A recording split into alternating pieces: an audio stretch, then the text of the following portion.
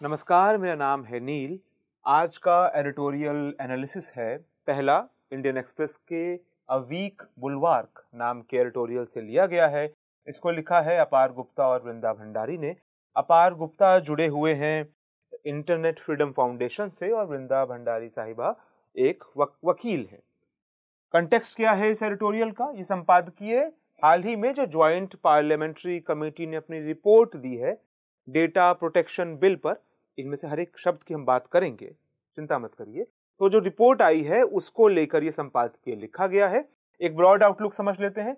Broad outlook ये है कि डेटा प्रोटेक्शन बिल 2021 के नाम से ज्वाइंट पार्लियामेंट्री कमेटी ने जो अपनी रिपोर्ट दी है वो मसौदा अब सामने आ गया है, पब्लिक डोमेन में आ गया है। उस मसौदे में समस्या क्या है? ये कह रहे हैं कि भाई डेटा प्रोटेक्शन बिल जो है उसका पूरा लक्ष्य क्या होना था? डेटा की रक्षा, यानी कि लोगों के निजता के अधिकार की रक्षा। दूसरा चीज क्या करना था? उसको बैलेंस करना था कि सरकार की जो जरूरतें हो सकती हैं सिक्योरिटी के लिहाज से।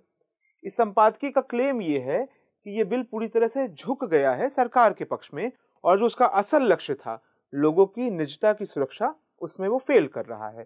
तो ये इंट्रोडक्शन है। उसके बाद वो 3 इस प्रकार के पॉइंट्स गिनाते हैं जिसके आधार पे ये कहा जा सकता है कि क्यों इनकी नजर में ये बिल अपने मैंडेट को, अपने लक्ष्य को पूरा नहीं कर पा रहा है। और इन तीनों के बाद वो कुछ उदाहरण भी देते हैं। उदाहरण के तौर पे इंग्लैंड में भी डेटा प्रोटेक्शन के लिए एक बाकायदा एक्ट है, वहां पर भी एक बॉडी है जो ध्यान रखती है कि सरकार लोगों की निजता का हनन ना करे। तो दूसरे देशों का उदाहरण लिया है कि क्या ये समस्याएं दूसरे देशों के सामने भी आई और अगर आई तो उन्होंने इन समस्याओं से कैसे पार पाया। और उसके बाद लास्ट में कंक्लूजन है कि प्रेजेंट फॉर्म में इस बिल को किस प्रकार से देखा जा सकता है। ये हमारे लिए इंपॉर्टेंट है जीएस पेपर 2 पॉलिसीज के लिहाज से भी, जीएस पेपर 3 इंटरनल सिक्योरिटी के लिहाज से भी। इंट्रोडक्शन से शुरू करते हैं। हाल ही में पार्लियामेंट्री ज्वाइंट कमेटी हम जानते हैं क्या होता है। Parliamentary joint committee ad hoc committees होती हैं। हर कमेटी किसी खास लक्ष्य के लिए बनाई जाती है, वो अपना लक्ष्य पूरा कर लेती है तो उसका कार्यकाल समाप्त हो जाता है। उसमें कुछ लोकसभा, कुछ राज्यसभा के मेंबर होते हैं और हर बार ये अनुपात भी बदलता रहता है। तो पार्लियामेंट्री ज्वाइंट कमेटी जो बैठी थी किस चीज पर? पर्सनल डेटा प्रोटेक्शन बिल 2019 में जो पेश किया गया था उसको पार्लियामेंट्री ज्वाइंट कमेटी को दिया गया था अपनी करेक्शंस के लिए, चेंजेस के लिए। तो वो मसौदा उन्होंने तैयार किया है, रीड्राफ्टेड वर्जन उसके साथ आया है। उसका नाम है डेटा प्रोटेक्शन बिल 2021। इसका भी बैकग्राउंड क्या था? तो के.एस. पुट्टास्वामी जो जजमेंट आया था उसमें सुप्रीम कोर्ट ने कहा कि निजता का अधिकार एक प्रकार से मौलिक अधिकार है। उसके बाद कई बातें हुई। Justice D.Y.. चंद्रचूड़ कह चुके हैं कि अब एक ऐसे सिस्टम की आवश्यकता है जिसमें कि बैलेंस हो, किन चीजों में? निजता के अधिकारों में भी और जो स्टेट के यानी राज्य के लेजिटिमेट कंसर्न है, राज्य के माकूल उसकी जरूरतें हैं सिक्योरिटी मेंटेन करने के लिए। राज्य का मतलब यहां पे देश होता है, स्टेट मींस देश। तो इसके लिए ये बिल लाया गया था कि ये क्लियर लेड आउट फ्रेमवर्क हो जिसमें निजता का भी रक्षा हो और सरकार की जरूरतें भी पूरी हो। फिर संपादकीय कहता है कि ये जो बिल है हम 3 कारण गिनाएंगे और आप देख पाएंगे कि ये पूरी तरह से सरकार के पक्ष में झुका हुआ है और निजता के अधिकार की रक्षा नहीं कर रहा है। पहला कारण क्या गिनाते हैं? ये कहते हैं पहला कारण इसके डिजाइन में ही आपको दिख जाएगा, इन्होंने सर्विलांस रिफॉर्म की कोई बात नहीं की है। सर्विलांस रिफॉर्म यानी क्या? निगरानी जो प्रणालियां हैं अलग अलग देश में, उनके रिफॉर्म की कोई बात नहीं की है। इनके रिफॉर्म की बात होती रही है। हम जानते हैं कि फोन टैपिंग का मसला सुर्खियों में रहा है। उसके बाद से पेगासस के माध्यम से भी ये बात आई कि लोगों के फोन में, उनके इलेक्ट्रॉनिक इक्विपमेंट्स में ताक-झाक की जा रही है। अक्सर ये बातें साबित नहीं हो पाती लेकिन एक संदेह लोगों के मन में पैदा होता है। इसलिए बात होती रही है कि जब ऐसा कोई डेटा प्रोटेक्शन बिल आएगा तो वो सर्विलांस रिफॉर्म की बात करेगा, निगरानी प्रणाली में जो सुधार की जरूरत है उसकी बात करेगा। लेकिन पहला मसौदा भी बहुत अच्छा नहीं था। जब श्री कृष्णा कमेटी ने अपनी रिपोर्ट दी थी, डेटा प्रोटेक्शन पे काम किसने किया है? श्री कृष्णा कमेटी ने। बीएन श्री कृष्णा कमेटी ने जब अपना पहला मसौदा दिया तो उन्होंने भी ज्यादा कुछ कहा नहीं था इसके बारे में।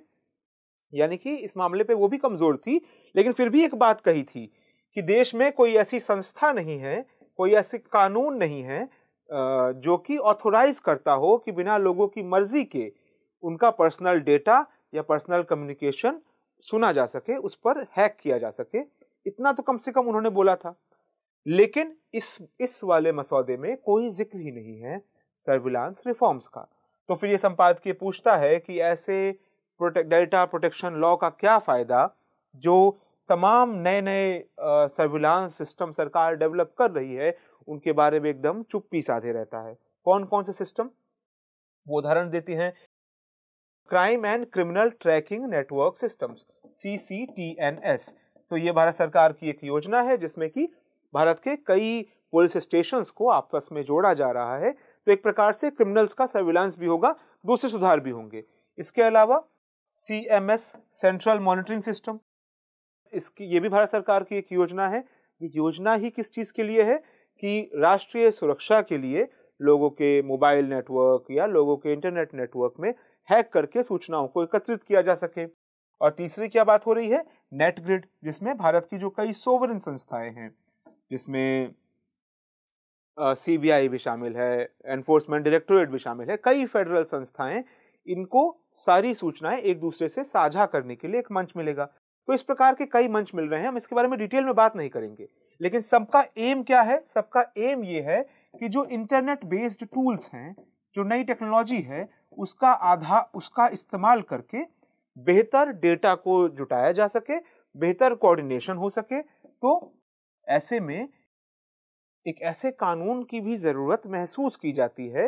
इन जो प्लेटफॉर्म्स बन रहे हैं, चाहे CCTNS हो, चाहे नेटग्रिड हो, इन पर एक रोकथाम भी हो, एक लिमिटेशन भी हो। बट ये लॉ जो है, इसके बारे में कोई भी लिमिटेशन देने में फेल होता है, ऐसा ये संपादकीय कहता है। बल्कि इसे संपादकीय यहां तक कहता है कि डेटा प्रोटेक्शन बिल जो है, असल में इस चुप्पी को और खूंखार बना रहा है। कैसे? क्योंकि वो महज चुप्पी नहीं है, उसके टाइटल में एक लाइन लिखी है। क्या लाइन लिखी है? To ensure the interest and security of the state. की संपादकीय पूछता है कि मजाक चल रहा है क्या? डेटा प्रोटेक्शन बिल का एम ये कैसे हो सकता है? Primary aim to ensure the interest and security of the state. यानी कि संपादकीय कहता है कि जो बिल जिसका एम होना था इंडिविजुअल की प्राइवेसी की रक्षा, वो महज सेकेंडरी एम बन के रह गया है। प्राइमरी एम क्या रह गया है कि स्टेट की सिक्योरिटी को एंश्योर करना। देखिए, संपादकीय केवल इतना कह रहा है कि इस बिल का मैंडेट जो होना था वो इंडिविजुअल होना था, इंडिविजुअल की निजता का अधिकार होना था। सिक्योरिटी के लिए दूसरे बिल पास किए जाते हैं, इतना ही इसका कहना है। आगे बढ़ते हैं। एक बिंदु हमने डिस्कस कर लिया। क्या था पहला बिंदु? पहला बिंदु ये था कि जो सर्विलांस सिस्टम है भारत में, उसको एड्रेस नहीं किया गया है, उसमें सुधार की बात नहीं की गई है निगरानी प्रणाली में, बल्कि सिक्योरिटी को प्राइमरी कंसर्न बनाया गया है, निजता के अधिकार को दोयम दर्जा दिया गया है। अब आते हैं दूसरे बिंदु पे। दूसरे बिंदु कहते हैं कि सेंट्रल गवर्नमेंट को इस मसौदे में सारी ताकत दी गई है कि वो अपने किसी भी डिपार्टमेंट को इस बिल के मैंडेट से बाहर रख सकता है। RTI आपको याद आ रहा होगा, जैसे कि RTI के अंदर कुछ चीजों को बाहर रखा गया है। ऑफिशियल सीक्रेट एक्ट के अंतर्गत जो चीजें कवर होती हैं, उस पर आप सवाल नहीं पूछ सकते हैं सरकार से। तो वो तो फिर भी एक्ट में डिफाइन किया गया कुछ। यहां पर सेंट्रल गवर्नमेंट को बहुत ज्यादा ताकतें दी गई हैं कि वो किसी भी डिपार्टमेंट को इस बिल के अंतर्गत आने से रोक सकती है। यानी कि कैसे रोकती है, तो थोड़ा टेक्निकल हो जाएगा पॉइंट। ये संपादकीय कहता है कि 2018 का जो मसौदा था, उसमें कहा गया था कि अगर हम किसी भी डिपार्टमेंट को, संस्था को इस बिल के मैंडेट से बाहर रखते हैं, यानी उनको छूट देते हैं कि वह प्राइवेसी का हनन कर सकती है, तो उसके लिए लीगैलिटी, नेसेसिटी और प्रोपोर्शनैलिटी का ध्यान रखना होगा। साधारण शब्दों में कहें तो उस पूरी चीज को साफ शब्दों में कानूनी होना होगा और जरूरी होना होगा, नेसेसिटी यानी जरूरी होना होगा, और तीसरा प्रोपोर्शनल होना होगा। प्रोपोर्शनल यानी कि आपको साबित करना होगा कि इतनी अर्जेंसी है कि आपको उस डिपार्टमेंट को पर्सनल लॉ प्रोटेक्शन बिल या लॉ प्रोटेक्शन बिल, अभी इसका नाम है, इसके एम्बिट से बाहर रखना पड़ रहा है। उस 2018 का जो मसौदा था उसमें ये बातें थी। 19 के मसौदे में सरकार ने शब्द जोड़े कि जल्दबाजी मतलब जल्दी को ध्यान में रखते हुए, तेजी को ध्यान में रखते हुए इन चीजों को छोड़ा भी जा सकता है। बीएन श्री कृष्णा साहब ने तभी कह दिया था कि ये एक बड़ा डेंजरस ट्रेंड है, हम एक स्लिपरी स्लोप पर हैं और अंततः देश ऑरवेलियन स्टेट की तरफ बढ़ रहा है। आप पूछेंगे ये ऑरवेलियन स्टेट क्या होता है? ऑरवेल साहब एक बड़े ब्रिटिश नॉवेलिस्ट थे, समाजवादी थे, इसलिए वामपंथी उनको पूंजीवादी का एजेंट मानते थे और जो पूंजीपति थे वो इनको अपना दुश्मन मानते थे। ऐसा अक्सर ज़हीन लोगों के साथ होता है, समझदार लोगों के साथ होता है जो किसी खूंटे से नहीं बंधे होते। बहरहाल ऑरवेल साहब ने एक बड़ा फेमस उपन्यास लिखा जिसका नाम था 1984, 1984। इस उपन्यास में एक ऐसे राज्य की कल्पना की गई जो बिग ब्रदर स्टेट है। बिग ब्रदर का कंसेप्ट इसी उपन्यास में उभर कर आया। उसमें आपने एक बहुत फेमस शो का नाम सुना होगा भारत में, बिग बॉस। बिग बॉस एक ऐसा घर है जिसमें जो उस वहां का ओनर है वो सबको सब कुछ करते हुए देख रहा है, उनकी हर गतिविधि पर उसकी नजर है। ये आइडिया वहीं ब्रिटिश नॉवेल ऑरवेल से आया था। एक ऐसे राज्य की कल्पना जहां राज्य हर इंडिविजुअल की हर हरकत को देख रहा है। हर हरकत को देखकर राज्य लोगों की हरकतों को नियंत्रित ही नहीं करता, उनको शेप भी करता है। उसके तमाम दूसरे खतरे हैं जिसका ऑरवेल साहब ने जिक्र किया था, उन पर बात फिर कभी होगी। लेकिन श्री कृष्णा साहब ने क्या कहा कि हम एक बड़े डेंजरस स्टेट की तरफ बढ़ रहे हैं, ऑरवेलियन स्टेट की तरफ बढ़ रहे हैं। राज्य बिग ब्रदर बनने की कोशिश कर रहा है, बिग बॉस बनने की कोशिश कर रहा है। ये 2019 में उन्होंने कह दिया था। हमने कुछ सीखा नहीं, क्योंकि ये मसौदा जो है 2021 का इन चीजों को सुलझाता नहीं है, इनको और तय कर देता है। एडिटोरियल कहता है कि उसको सीमेंट कर देता है। कैसे? एक नॉन ऑब्स्टांटे क्लॉज है इसमें। नॉन ऑब्स्टांटे बेसिकली एक लैटिन वर्ड है। कानून में अक्सर कई लैटिन भाषा के शब्द इस्तेमाल होते हैं, जैसे मंत्रों में संस्कृत भाषा के होते हैं।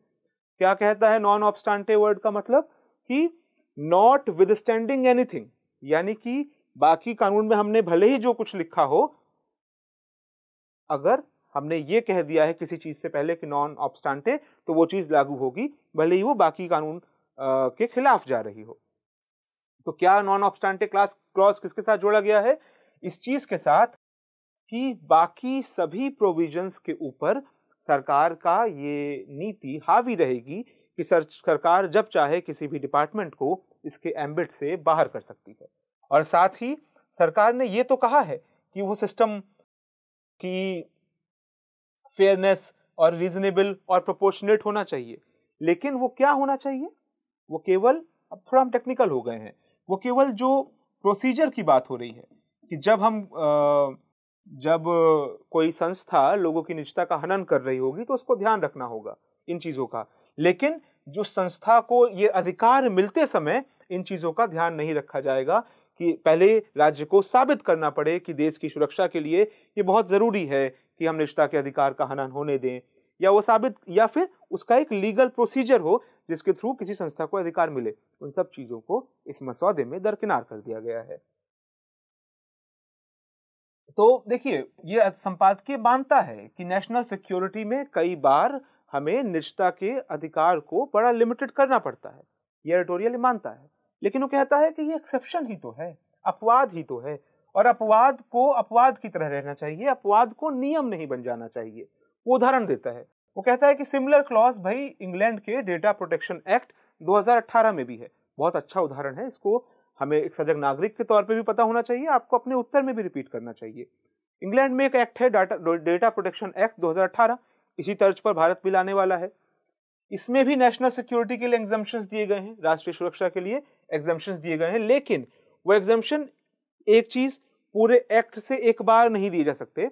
यानी कि एक्ट के एक हिस्से से आपको जरूरत है तो एग्जम्पशन मिल जाएगा, छूट मिल जाएगी, एक और हिस्से से जरूरत है तो छूट मिल जाएगी। यानी कि आपको स्पष्ट कारण बताने होंगे कि कितनी मात्रा में निजता का हनन इस एजेंसी को करने का अधिकार है। एक, उसके बाद इस सर्टिफिकेट पर एक मिनिस्टर को साइन करना होता है, उनके कैबिनेट मिनिस्टर को, मिनिस्टर ऑफ द क्राउन, यानी उनके कैबिनेट मिनिस्टर को साइन करना होता है कि यह अधिकार उसको दिया जा रहा है।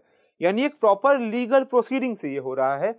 और तीसरा, कल को कोई व्यक्ति कहता है कि ये गलत हुआ है तो वो ट्राइब्यूनल के सामने इस पूरी प्रक्रिया को, एक कानूनी व्यवस्था के सामने इस पूरी प्रक्रिया को कटघरे में खड़ा कर सकता है। इतना सशक्त है वहां का डेटा प्रोटेक्शन एक्ट। हमारे यहाँ क्या हो रहा है, सरकार को वो कारण पार्लियामेंट में बताने की भी जरूरत नहीं है जिसके आधार पर लोगों की निजता का हनन हो सकता है। यहां तक कि वो एग्जेम्पशन जहां तक उम्मीद है वो गैजेट नोटिफिकेशन में भी नहीं आएंगे। देखिए, कोई भी चीज तभी लागू होती है असल में पब्लिकली लागू की जा रही है। जैसे कोई कानून, हम मानते हैं कि कानून लोकसभा राज्यसभा पास होने के बाद प्रेसिडेंट का साइन हुआ, कानून लागू हो गया। एक और स्टेप होता है, स्टेप क्या होता है, गजट नोटिफिकेशन आना। जिस मोमेंट वो गजट नोटिफिकेशन आता है असल में कोई भी प्रावधान तब लागू होता है, लेकिन वो पब्लिक चीजों के लिए है। इनमें तो कुछ पब्लिक होगा नहीं, पार्लियामेंट में रीजन बताने की जरूरत नहीं है, गजट नोटिफिकेशन उसका आएगा नहीं, इसलिए वो आरटीआई प्रोसीडिंग से भी जहां तक उम्मीद है, तय नहीं है, लाइकली उनसे एग्जेम्प्ट रहेगा। आप पूछ नहीं सकते कि किस आधार पे इस एजेंसी को यह अधिकार दिया गया था कि ये निजता का हनन करे। और इस चलते सरकार बिना बताए अपने किसी भी डिपार्टमेंट को, अपने किसी भी संस्था को, अपने किसी भी मिनिस्ट्री को डेटा प्रोटेक्शन एक्ट के दायरे से बाहर रख सकती है। ये अपने आप में एक बहुत बड़ा ऑपोजिट पॉइंट है बनिस्बत उसके जैसा यूके में, इंग्लैंड में लागू हुआ है। तीसरा बिंदु, हमने दो बिंदुओं की बात कर ली। पहला बिंदु क्या था, सर्विलांस प्रणाली में सुधार की बात नहीं करता है।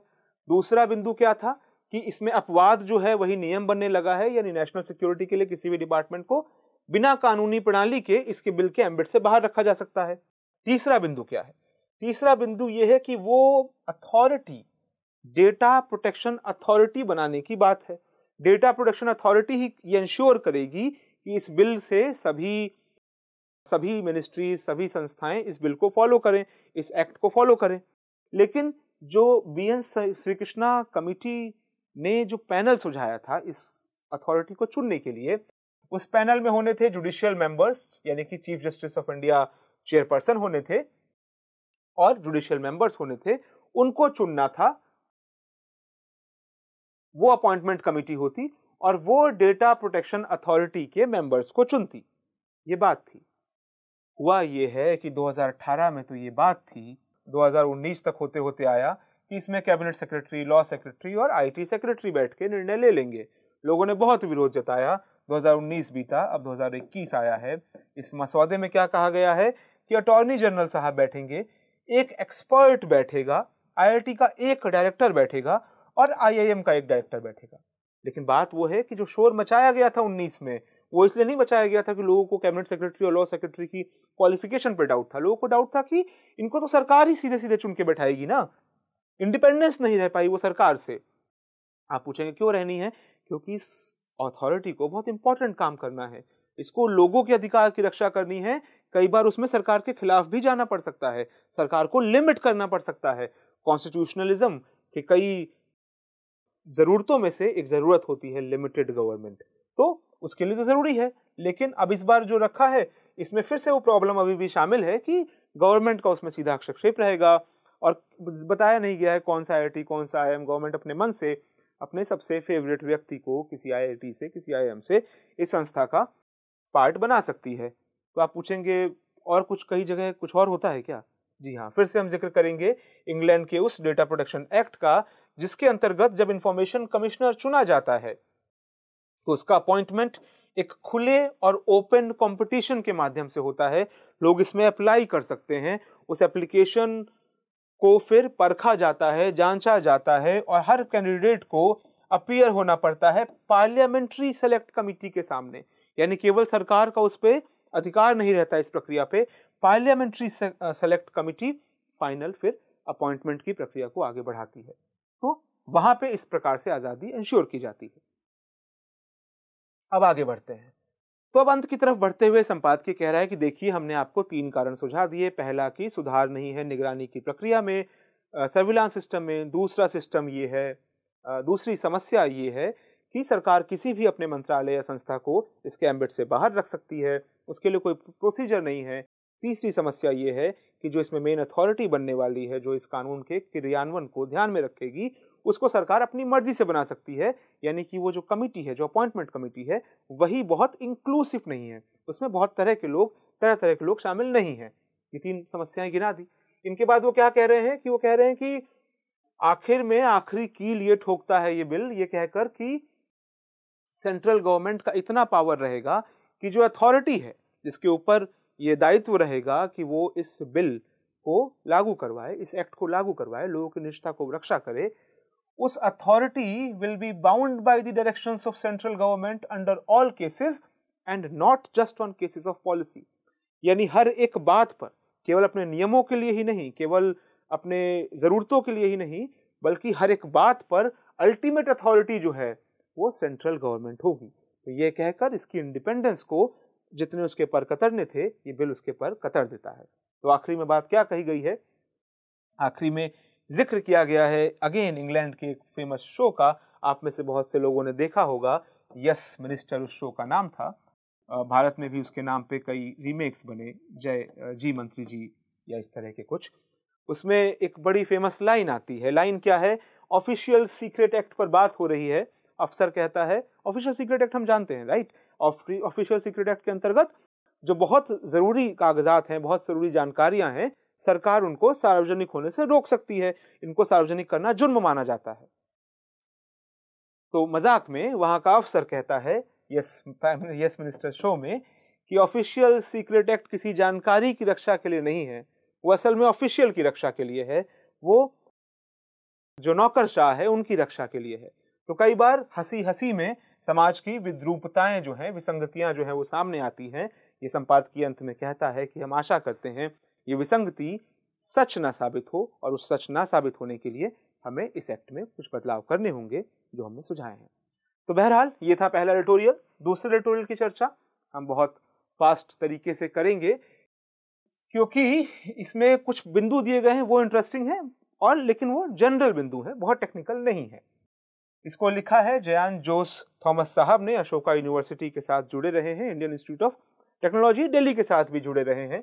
बड़े इंटरेस्टिंग पॉइंट वो कहते हैं, और ये हमारे लिए जानना भी दिलचस्प होगा। क्या कहते हैं? वो कहते हैं कि भाई देखिए, हर बार जब ट्विटर का या गूगल का या किसी भी कंपनी का कोई इंडियन सीईओ बनता है, तो देश में न्यूज़ चैनलों में लोगों के डिस्कशंस में एक उफान आ जाता है कि भाई भारत अभी भी इतना आगे क्यों नहीं है, क्यों हमारे लोग जाके सब अमेरिका में कंपनियों के हेड बन जाते हैं, अपने देश में क्यों कुछ नहीं कर पाते हैं। मतलब एक साइड गर्व चल रहा होता है, दूसरी साइड ये बहस भी शुरू हो ही जाती है। वो कह रहे हैं कि फिर वो भी आ जाता है जो हर बार का करुणा क्रंदन है, वो ये है कि क्यों नहीं हो पाता ऐसा भारत में, ये कंपनियां, ट्विटर भारत में क्यों नहीं है, गूगल भारत में क्यों नहीं है। इसके लिए जो रोना रोया जाता है उसके कारण भी तय हैं। क्या तय कारण बताए जाते हैं? कि भाई भारत में जो मार्केट ड्रिवन अपॉर्चुनिटीज हैं, जो बाजार की अभी भी बाजार में जो अपॉर्चुनिटी है, भारत उसका फायदा नहीं उठा पा रहा है। क्यों नहीं उठा पा रहा है? उसके भी कारण तय हैं। क्योंकि भारत 50 के दशक में ही कुछ गलतियां कर दी थी तब के नेताओं ने, उन गलतियों को हम आज तक भुगत रहे हैं। इस बात को भूल दिया जाता है कि 1991 में जो हमने तमाम रिफॉर्म्स कर दिए, उसके बाद भी कारण बताने का हमारा वो नहीं बदला है। तो ये सब वो स्टार्टिंग में कह देते हैं, यानी कि लग रहा है कुछ नई बात कह रहे हैं, सच में नई बात कह रहे हैं।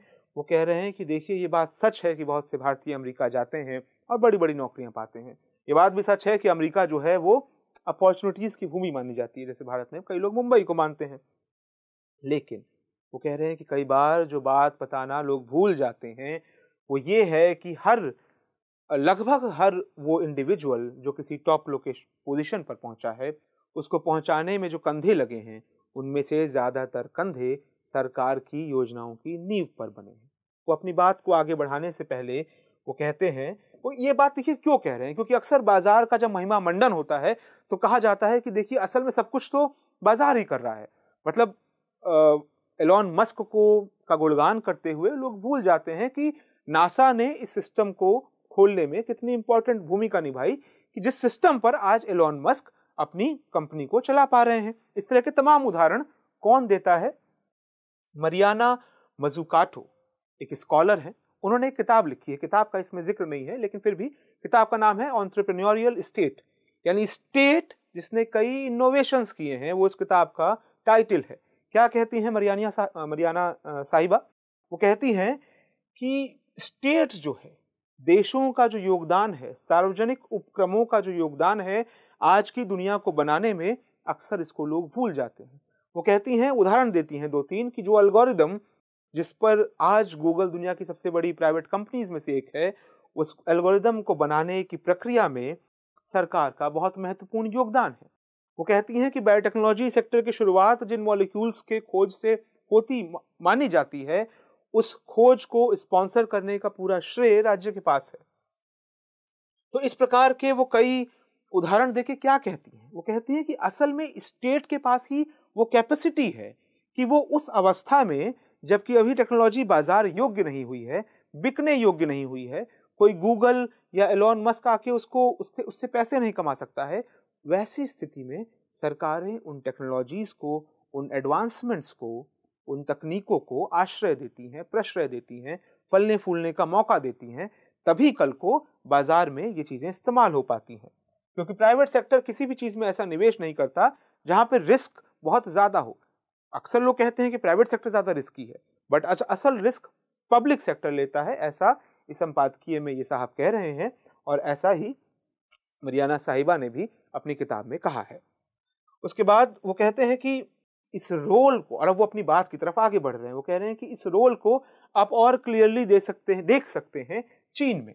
चीन जिसको माना जाता था कि वहां केवल सस्ते औजार मास प्रोड्यूस हो सकते हैं, उसने 2011 में एक गवर्नमेंट प्लान बनाया कि हाई टेक्नोलॉजी सेक्टर, जिसमें कि fuels, alternative fuel car, renewable energy, Akshay ऊर्जा से चलने वाले उपकरण, कारें, उन पर काम करने का जिक्र था, इंटरनेट टेक्नोलॉजी का जिक्र था, उस पर काम करना शुरू किया। महज 10 साल बीते हैं। चीन आज विश्व में किस स्थिति में है, तकनीक की स्थिति में, हम ये जानते हैं। और वहां पर जो पूरा काम हुआ है वो चीन के स्टेट ओन्ड एंटरप्राइजेस में हुआ है। एक बड़ा काम एटलीस्ट स्टेट ओन्ड एंटरप्राइजेस में हुआ है। भारत में भी इस तरह के पीएसयूज होते हैं जिनको हम सार्वजनिक इकाइयां कहते हैं, सार्वजनिक श्रेणी के एंटरप्राइज में कहते हैं, पब्लिक सेक्टर यूनिट्स। उसी प्रकार से चीन में है स्टेट ओन्ड यूनिट्स। तो आपको सेम बात समझ लीजिए, वहां पर भी सेम समस्या थी कि भाई उनको माना जाता था कि इनएफिशिएंट हैं, नौकरशाही में जकड़े हुए हैं। लेकिन चीन ने क्या किया? उनको प्राइवेटाइज नहीं किया, चीन ने उनको रीस्ट्रक्चर किया, उनके गोल्स सेट किए, और जब वो गोल्स सेट हो गए तो इन्होंने इतना अच्छा वहां पर फाउंडेशन सेट करने में भूमिका निभाई कि उस फाउंडेशन पर कई प्राइवेट कंपनीज उभर सकी, जिनमें से कई नाम हम जानते हैं, अलीबाबा का नाम हम जानते हैं, टेस्ला का नाम हम जानते हैं। ये कंपनी पहले भी थी, इनमें से कुछ कंपनी, लेकिन उनमें जो उभार आ पाया उसका बैकग्राउंड तैयार करने में स्टेट ओन्ड एंटरप्राइजेस ने चाइना में बहुत इंपॉर्टेंट भूमिका निभाई। फिर एडिटोरियल वापस जाता है, भारत में आता है, कहता है 1950 के दशक में जब भारत ने अपने पीएसयूज का सिस्टम शुरू किया था, कई सार्वजनिक उपक्रम लगाए गए, बड़े बड़े आईआईटीज खोले गए, इसरो की स्थापना की गई, तो 50-60 के दशक में जब ये सब हो रहा था तो मैंडेट बहुत क्लियर था कि सार्वजनिक संस्थाओं को क्या करना है। ये संपादकीय कहता है कि उस बात की तारीफ की जानी चाहिए, क्योंकि कई चीजें जो उस दौर में बनी वो आज वर्ल्ड क्लास मानी जाती हैं, विश्व के स्तर की मानी जाती हैं, अग्रणी स्तर की मानी जाती हैं। लेकिन साथ ही हम इस बात को दरकिनार नहीं कर सकते कि कई रोड ब्लॉक्स थे हमारे अचीवमेंट में। वो क्या रोड ब्लॉक रहे हैं? पहले एक रोड ब्लॉक का वो जिक्र करते हैं, घटिया स्कूली शिक्षा। बहुत दोयम दर्जे की स्कूली शिक्षा भारत में रही है। उसके बाद वो आते हैं कि 1991 में रिफॉर्म्स तो हम ले आए, लेकिन हमें साथ में क्या करना था कि हमारी जो ट्रेनिंग देने वाली संस्थाएं हैं, हमारी जो तकनीक की क्षमताएं हैं, उनको दुगना स्तर से बढ़ाना था। हमने किया क्या? दुगना स्तर से घटाया। उदाहरण डेटा दे रहे हैं, ऐसे ही बात नहीं कर रहे हैं। डेटा क्या देते हैं? कहते हैं कि 90-91 से लेकर 2018 तक आए तो भारत का जो रिसर्च और डेवलपमेंट पे खर्चा था जीडीपी के प्रतिशत के रूप में, वो पहले ही बहुत कम था, 0.85 था, वो गिर कर हो गया 0.65। आप कहेंगे कि ठीक है, ज्यादा कम नहीं हुआ। कम अब लगेगा जब आपको पता चलेगा कि चीन और साउथ कोरिया में ये डेटा जो है वो इन्हीं सालों में 2018 तक अपनी जीडीपी का 2.5% से लेके 4% तक पहुंच गया था। तो अगर हम अपनी जीडीपी का लगभग आधा प्रतिशत खर्च कर रहे हैं और कोई 2.5 और 4% खर्च कर रहा है, तो हमें पता चलता है कि हम कितना कम पैसा खर्च कर रहे हैं रिसर्च और डेवलपमेंट में। इसके बाद से कहते हैं कि इसके बाद भी भारत में आज भी बहुत संभावनाएं हैं। वो संभावनाएं क्यों हैं? क्योंकि भारत में आज भी उच्च शिक्षा लेने वालों की संख्या बहुत बड़ी है। इसके अलावा उन उच्च शिक्षा लेने वालों में से भी स्टेम क्या होता है? Science and technology, engineering, mathematics, इन चीजों की शिक्षा लेने वाले लोगों की संख्या कुल उच्च शिक्षा लेने वालों का 32% है, जो कि विश्व में चीन के बाद सबसे ज्यादा है। तो फिर इस सारी बात का मजमून क्या है? कंक्लूजन ये है कि भारत को अपनी पब्लिक स्पेंडिंग को, जो सार्वजनिक खर्च किया जा रहा है शिक्षा पर, तकनीक में ट्रेनिंग देने पर, उसको बढ़ाना होगा। उदाहरण के तौर पे एक और डेटा दिया गया है कि 2017 तक जो लोग बैचलर की ट्रेनिंग ले रहे हैं, हायर एजुकेशन में हैं, भारत में उनमें से 60% लोग प्राइवेट संस्थानों पर आश्रित हैं। तो हमें अपने पब्लिक संस्थानों की रीच भी सुधारनी होगी, यानी कि लोग उस तक पहुंच सकें, और दूसरा उनकी क्वालिटी भी सुधारनी होगी। उसके बाद इस संपादकीय कहता है कि भारत में क्योंकि पॉपुलेशन साइज बहुत बड़ा है, तो नई तकनीकों का एक पूरा बड़ा मार्केट है, संभावनाओं का एक पूरा संसार है। भारत में इंटरनेट यूज करने वाले बहुत सारे लोग हैं, लेकिन उस संसार का हम फायदा नहीं उठा पा रहे। वो कहते हैं कि देखिए, तेल पे इतना हल्ला मचता है कि भारत इतना तेल मंगवाता है, पूरी तरह से आश्रित है विश्व पर तेल के लिए लगभग। लेकिन वो कह रहे हैं तेल के बाद जो हमारा इंपोर्ट बिल में सेकंड सबसे ज्यादा चीजें जो हम इंपोर्ट करते हैं वो क्या है? Electronic good and component. जो सारे मोबाइल फोन, लैपटॉप, तमाम औजार उपकरण आ रहे हैं, जिनकी संख्या इतनी ज्यादा बढ़ी है भारत में, उसमें से अधिसंख्य इंपोर्टेड है, उनके कंपोनेंट्स इंपोर्टेड हैं एटलीस्ट। तो भारत का जो इस सेक्टर में इंपोर्ट है वो उसके एक्सपोर्ट का, निर्यात का 5 गुना है, यानी 5 गुना हम मंगवाते हैं और केवल उसका एक हिस्सा हम उस हिस्से के बराबर वापस भेज पाते हैं। क्यों ऐसा होता है? क्योंकि बड़ी बड़ी जो कंपनियां हैं उनके पास ज्यादातर तकनीक पर स्ट्रांग होल्ड है, उन्होंने इस तकनीक को डेवलप किया है। तो चाइना इस कमी से कैसे जूझा? चाइना ने बार्गेन किया कि आपको हमारे बाजार में अगर सामान बेचना है तो आपको सामान यहाँ आके बनाना पड़ेगा, हम इंपोर्ट नहीं करेंगे। आपको याद आ रही होगी, भारत ने अभी हाल ही में इसी तरह की स्कीम, PLI स्कीम लॉन्च की है, प्रोडक्शन लिंक्ड इंसेंटिव स्कीम। कई बार हम इसका जिक्र कर चुके हैं। पर बहरहाल चीन ने अपने बाजार का लालच दिखाते हुए कंपनियों को बाध्य किया कि आप यहाँ आकर इन चीजों को बनाएंगे और साथ ही में टेक्नोलॉजी का ट्रांसफर भी होगा। ऐसा नहीं है कि आपने अपनी फैक्ट्री खोली, अपने लोग बुलाए और बोला कि सामान तो यहाँ बना लिया, कानून पूरा हो गया। नहीं, टेक्नोलॉजी ट्रांसफर यानी कि पार्टनरशिप में काम होगा। हमारी कंपनियां भी आपसे कुछ सीखेंगी, आपको हमारे लेबर मिलेगा, हमें आपकी टेक्नोलॉजी मिलेगी। तो इस प्रकार से एक काम चाइना ने ये किया, ठीक है। और दूसरा काम हम पहले ही जिक्र कर चुके हैं कि जो उनके स्टेट ओन्ड एंटरप्राइजेस थे, उन्होंने अपने टेक्नोलॉजिकल जो नए इजाद किए, अपने रिसर्च को मजबूत रखा। उन्होंने भी फाउंडेशन लेवल पे वो लगातार काम करते रहे। तो बहुत जल्द ही वो सिनर्जी डेवलप हुई, यानी प्राइवेट संस्थाओं के पास टेक्नोलॉजी भी आई और पब्लिक सेक्टर एंटरप्राइजेज ने वो बैकग्राउंड तैयार करके रखा जिस पर पब्लिक सेक्टर एंटरप्राइजेज और प्राइवेट सेक्टर एंटरप्राइजेज भी बड़े बड़े बिजनेसेस खड़े कर सकें। तो इस आधार पर ही संपादकीय अंत में कहता है कि जो मेक इन इंडिया इनिशिएटिव है उसको महज इस बात से आगे बढ़ना पड़ेगा कि हमें प्राइवेट सेक्टर के लिए ईज ऑफ डूइंग बिजनेस करना है, यानी बिजनेस को आसान बना लेना है और वो प्राइवेट सेक्टर एंटरप्राइजेस खुद ही बहुत बड़े बड़े बिजनेसेस में कन्वर्ट हो जाएंगे। ये संपादकीय कहता है ऐसा नहीं है। ऐसा तभी हो पाएगा जब एक, आप अपने कॉलेज और यूनिवर्सिटीज को सुधारेंगे, उनमें ट्रेनिंग बेहतर दे पाएंगे, बेहतर रिसर्च एनवायरनमेंट दे पाएंगे। दूसरा, अपने पब्लिक सेक्टर एंटरप्राइजेस की इज्जत कीजिए, उनको यूं नीलाम करना रोकिए, उनके प्राइवेटाइजेशन की प्रक्रिया को रोकिए। उनके लघु जो अभी तुरंत के फायदे हैं, अगर वो थोड़े कम भी हैं तो ध्यान रखिए कि वो एक विस्तृत कल्चर का निर्माण कर सकती हैं, वाइडर कल्चर का निर्माण कर सकती हैं। कौन से कल्चर का? रिसर्च का। और ऐसी चीजों में निवेश कर सकती हैं जिसमें प्राइवेट कंपनी बहुत तैयार नहीं होंगी तुरंत निवेश करने के लिए।